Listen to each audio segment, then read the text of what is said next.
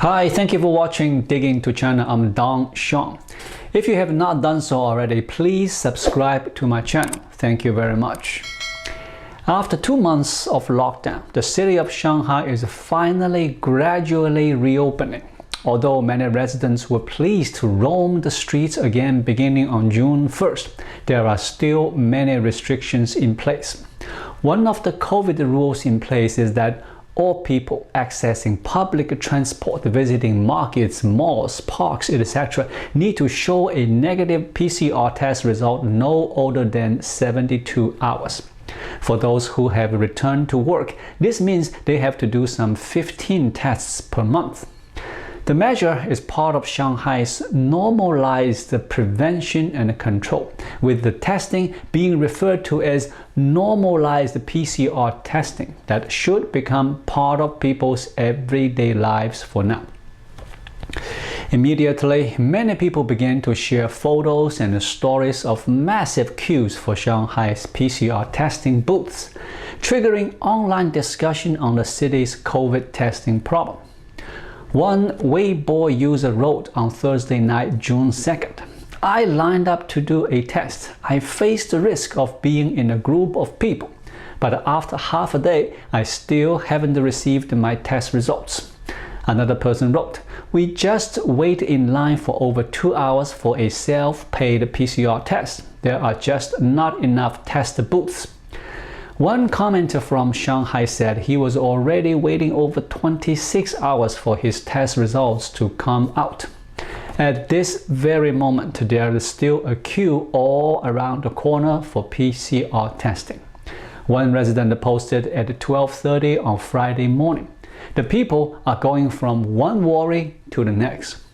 One Shanghai resident described the process of doing tests all the time as torture, saying, "Every day I have to check if my PCR test results has not expired yet. I can't work well because I have to check the testing time in the middle of my shift, and the testing is clashing with my working hours. It's just too inconvenient." Shanghai authorities apologize for the delays people experienced in getting tested or getting their test results. Xia Kejia, an official responsible for PCR screening in the city, said Shanghai had set up more than 10,000 permanent testing sites, and that current problems with closed booths and a lack of staff would soon be solved. "I'd support canceling this kind of normalized testing. It's a waste of manpower and resource," one Weibo user writes. Another person added, "We just want to go back to work normally." Popular WeChat account News Brother also wrote about the long lines for PCR tests in Shanghai, saying that the Main Street Bund is no longer the city's liveliest spot after reopening. Rather, it is the testing booths that have become the hottest place in town. There are 25 million people living in Shanghai who need to go to work, visit the mall, take a bus, and the PCR testing booth will remain a hot spot as long as these guidelines are in place.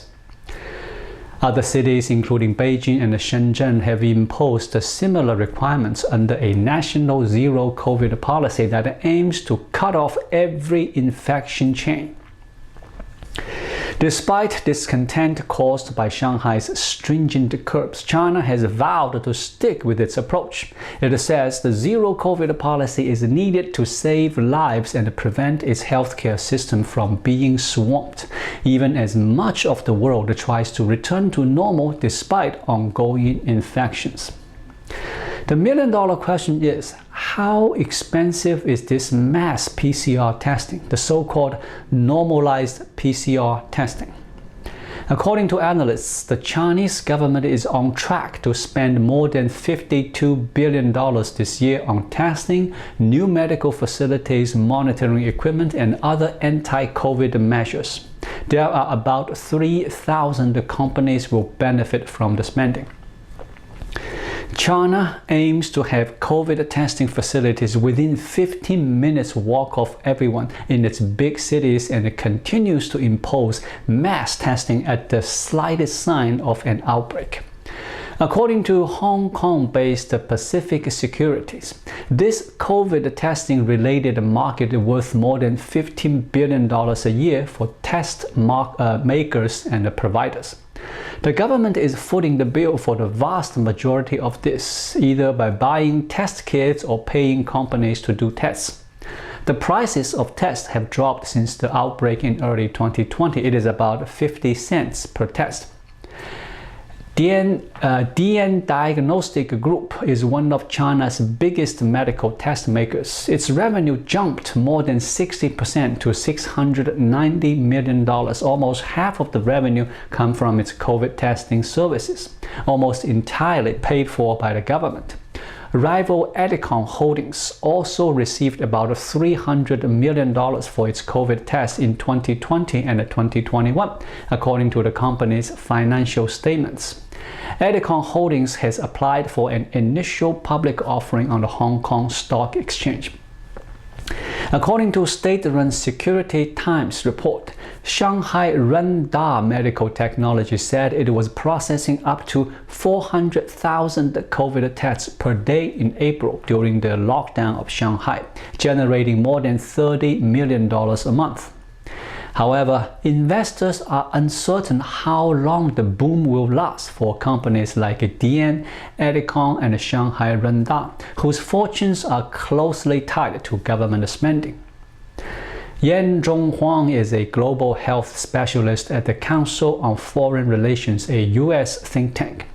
Huang said that China's massive program of lockdowns, tracing, and isolating could prevent a worst-case scenario, but was not a permanent solution.